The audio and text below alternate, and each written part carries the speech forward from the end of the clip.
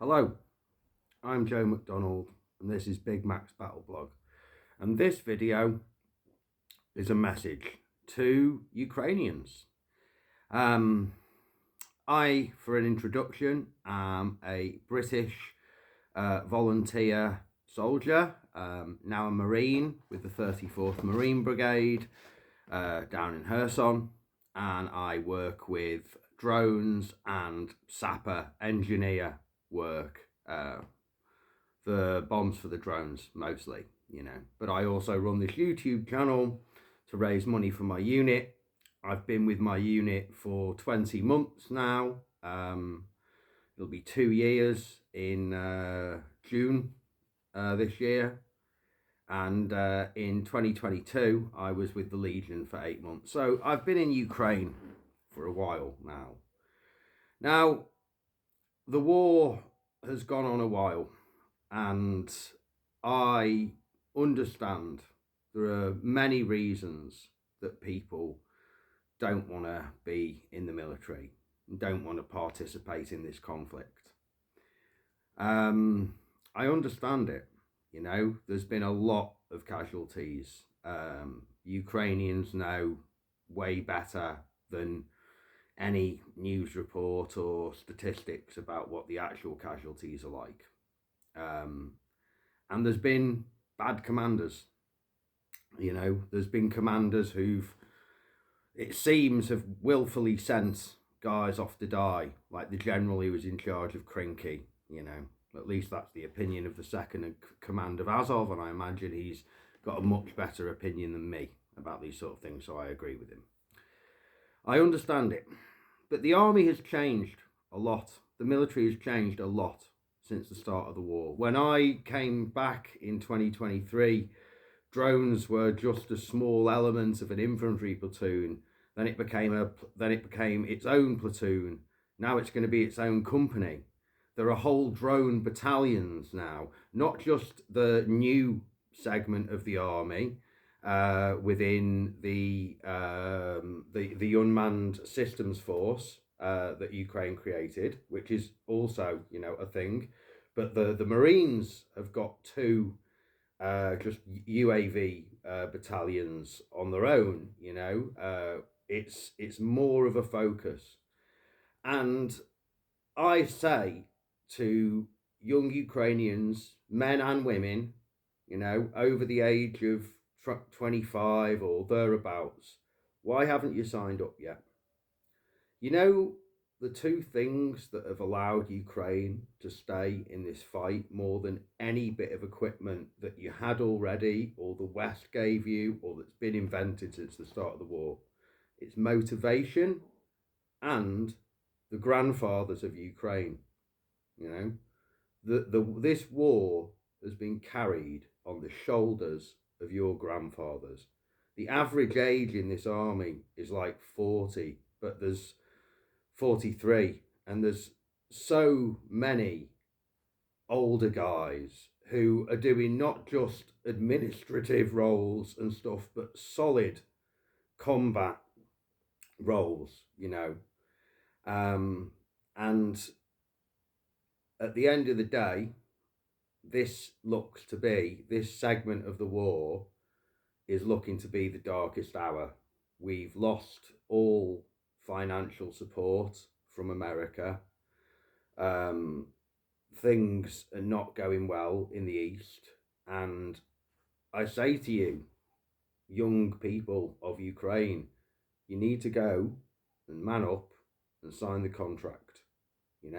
You have so much more choice in what you do if you contact, every section of the Ukrainian military has a website and social media pages. You can just contact them and be like, where can I sign up for you? I just want to have a bit of paper or something to, I just want to be able to get there without getting mobilized and taken somewhere else. You can pretty much choose your job. You can pick a part of the military that you want to serve in and work with drones or work with explosives, or work with communications, or work with medical, or become a driver. If you wait to be mobilized, then you know your options become a lot more limited, and your role will be directed by the mobilization team and the unit they put you with, based on their needs, not what you want. So grab your fate by the hands and go and sign the contract. The the whole war, the whole purpose of fighting this war is for your futures.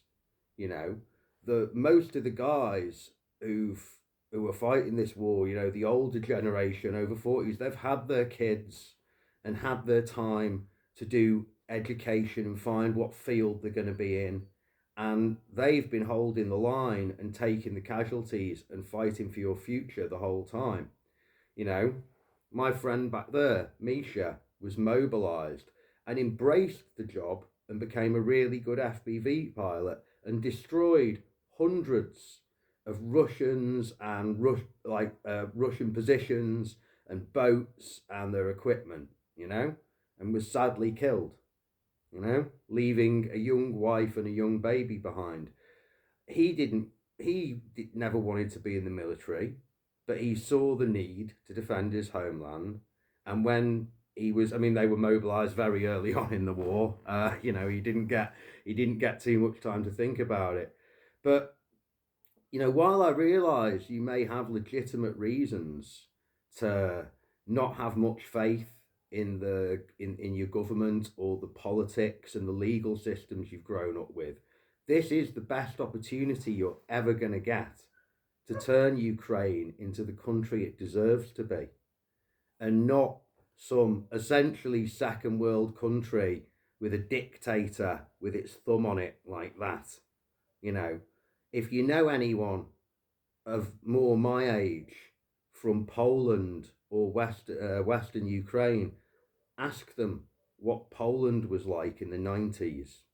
There was a lot going on then. I'm not going to turn this into a lesson in Polish history, but it was not a good time nor a good place to live.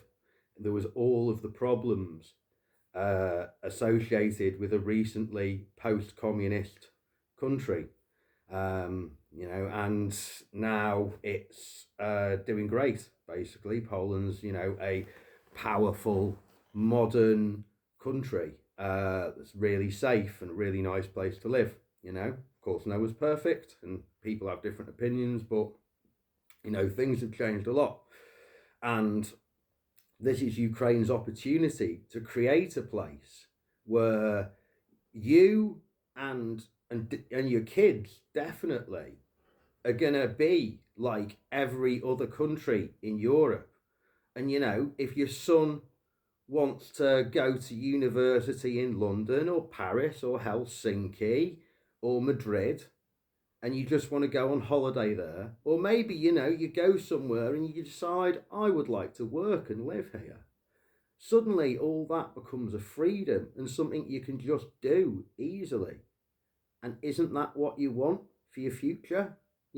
Or do you want to let Putin win and be under the thumb of a dictator who doesn't even acknowledge your right to identify as a different people than the Muscovites, doesn't even acknowledge the existence of your language, and is going to treat all the guys who've been in the military and all the volunteers who've been supporting the military like fucking shit? There's going to be prison camps.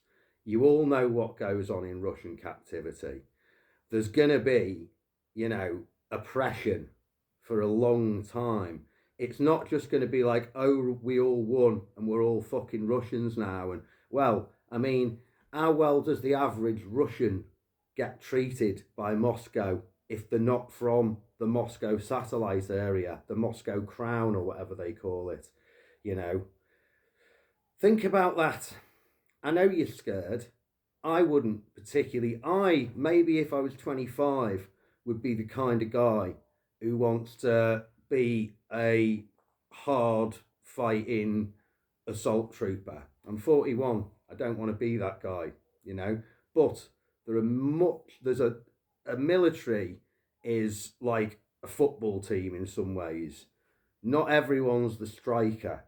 Some people need to play midfield and defence, and other people need to be the linesman and stuff like that.